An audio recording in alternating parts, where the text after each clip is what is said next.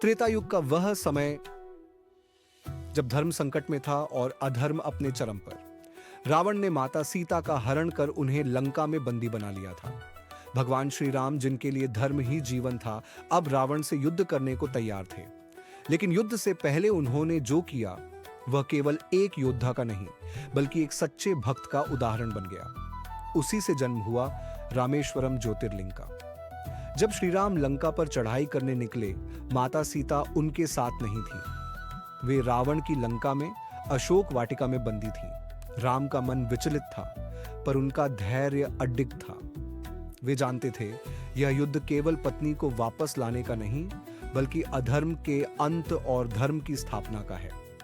श्री राम अपनी सेना के साथ समुद्र तट पर पहुंचे, वह स्थान जो आज रामेश्वरम कहलाता है।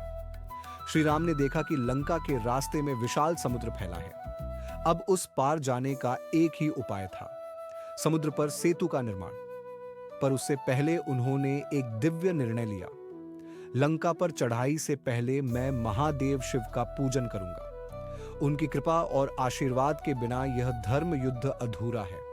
उन्होंने अपने गुरु वशिष्ठ और ऋषि अगस्त्य से परामर्श लिया। ऋषियों ने कहा, हे राम, यदि आप शिव की आराधना करते हैं तो सफलता सुनिश्चित है। शिव ही हैं त्रिलोकपति, वे ही आपके पथ को प्रशस्त करेंगे। श्री राम ने अपने परम भक्त हनुमान को आदेश दिया, जाओ कैलाश पर्वत से एक दिव्य शिवलिंग लाओ। मैं उसी का पूजन कर महादेव का आशीर्वाद प्राप्त करूंगा। हनुमान जी बिना एक पल गंवाए आकाश मार्ग से कैलाश पर्वत की ओर निकल पड़े। श्री राम जानते थे कि मुहूर्त निकट है और हनुमान जी के लौटने में समय लग सकता है।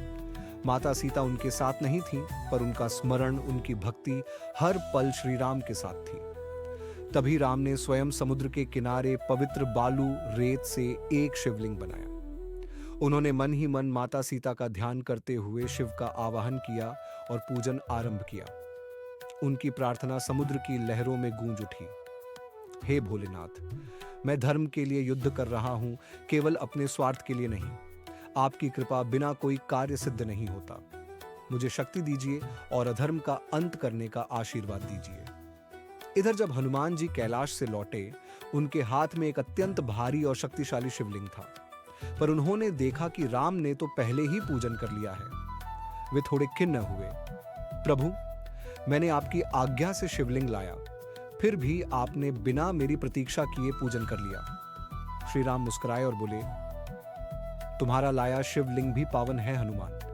तुम चाहो तो इस स्थान पर उसे स्थापित कर सकते हो, लेकिन पहले इस शिवलिंग को हटाना होगा।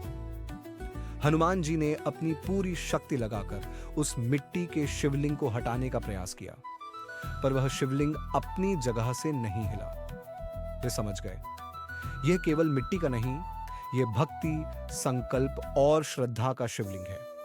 वे श्री राम के चरणों में गिर पड़े। प्रभु, मैंने एक क्षण के लिए अहंकार किया, क्षमा करें। आपकी भक्ति ही मेरी सबसे बड़ी शक्ति है। श्री राम ने उन्हें उठाया और कहा, कौड़ी हनुमान, तुम्हारा लाया शिवलिंग भी यहीं स्थापित होगा।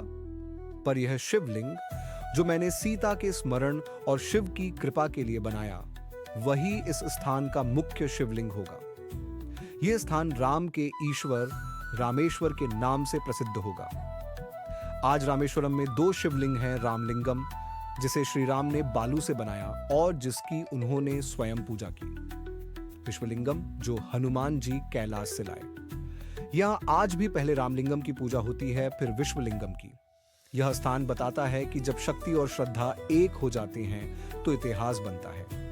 रामेश्वरम ज्योतिर्लिंग की स्थापना इस बात का प्रतीक है कि धर्म का मार्ग कठिन अवश्य होता है, पर अगर नियत शुद्ध हो और भगवान की कृपा हो तो समुद्र भी राह दे देता है। श्री राम ने शिव की पूजा की और शिव ने राम को विजय का वरदान दिया। उसी पूजन की स्मृति में यह स्थान युगों से पूजनीय है। राम का संकल्प और शिव का आशीर्वाद रामेश्वरम में सदा जीवित है। अगर आपको यह वीडियो पसंद आया हो तो द लोर कीपर्स को सब्सक्राइब करना न भूलें। धन्यवाद। हर हर महादेव। जय श्री राम।